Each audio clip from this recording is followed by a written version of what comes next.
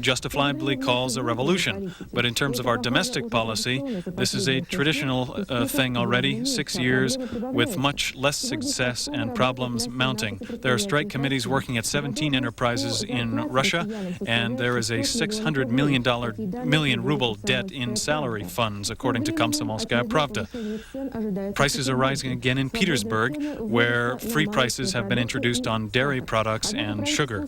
However, the government is trying to calm us down. In February, Vice Premier Yegor Gaidar says prices will rise only 1.5 times. The government is making predictions in other areas too. Will prices continue rising for a long time? How much will we need to earn to avoid death from starvation? How long will the fall in production continue? The Vice Premier of the Russian Cabinet, Alexander Shokhin, and the Minister of Economics and Finance, Andrei Nechayev, tried to answer at a press conference today in their predictions for 1992. In commenting on the explosive price hikes in January, they said that in comparison with last December, prices have risen in real terms by 3.5 times, and in comparison with all of last year by 12 times. How much money do you need simply to eat in these conditions? For one person, 550 rubles a month. And this is what will happen in the production sphere. In the first quarter, the fall in production will be 15 to 18%. However, specialists believe that during the year, the rate of decline should decrease. It was emphasized that this decrease is not the consequence of the reforms being conducted, but the bitter economic inheritance of previous years. Judging by everything, the government is prepared to make certain corrections in its course, including by widening the sphere of goods with controlled prices. However, this does not indicate a change in the course of reform. Yesterday, the personnel of the Strefosovsky Emergency Medical Care Institute held a warning strike. This morning, we talked with the Strefosovsky Institute. The president of the strike committee, Alla Pagodina, said that a group of employees was invited to the Moscow City Council Committee on Health Care, but they believe this committee is not competent to resolve the issue. The Russian Ministry of Health has not reacted to the situation at all. When 4-year-old Natasha Protsenko was brought to this immunology clinic in Moscow, the doctors as well as the patient were in shock. The girl's skin was almost completely removed as a result of an extreme toxicological reaction to medication. It seemed impossible to save the girl, but the doctors did the impossible. And now 2.5 months later, Natasha is being released from the hospital, and her mother calls this hospital her second birthplace. However, they suspect that the doctors who saved Natasha worked through the entire time without receiving a kopeck. They are not receiving their salaries, which could cost the lives of children born without immunity. Several years ago, these children died several hours after birth. Now, the doctors can increase their lifespan by several years. But now, the hospital has no resources to buy plasma, which is necessary to save their lives. We can't buy it from abroad because it costs $175 a package. And even for payment of salaries in December and January, doctors had to take loans at the commercial bank at a rate of 10%. They don't even have their new building. And for the rent on this building that they rent, they have to pay 2 million rubles a year. Construction of their new building has been frozen for now. They're even willing to give up part of the beds in their new facility. They are willing to do anything. And will we? News from the Transcaucasus. Until today, many people believe that the shooting down of the helicopter over Shushi destroyed hope for a peaceful solution to the Nagorno-Karabakh conflict. However, both sides took the first steps toward a peaceful solution today. Armenia greeted the proposals of the Russian president to put United Nations peacekeeping forces in the area. The Azerbaijani side is ready to send foreign journalists and observers there, but Azerbaijan is opposed to the presence of forces from the CIS or the United Nations. Today we have a report from both sides of the conflict. In the city of Agdan, there is a genuine crisis. It is the victim of uninterrupted attack from Azerbaijani forces. In Goragaya, there is an uninterrupted attack. At this outpost in the city of Goragaya, on the point where the two regions meet. We arrived in an armored personnel carrier. This is the only form of transportation which can make it here now. This place has an important strategic location and is guarded by special militia battalions, National Army troops, and troops from the popular militia. They showed us the places from where the fire is coming from, shelling to the city of Agdan. When we were there, an attack suddenly began. It continued for about 20 minutes. Fortunately, there were no casualties today, but what will happen tomorrow?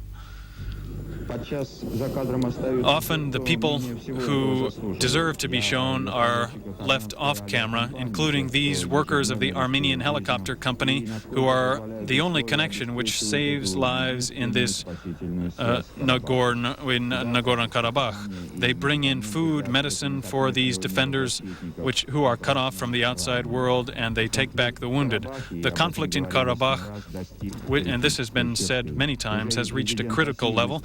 The Russian president has already supported sending UN special forces there, and the people and parliament of Nagorno-Karabakh are issuing constant appeals to the world community, but blood continues to flow.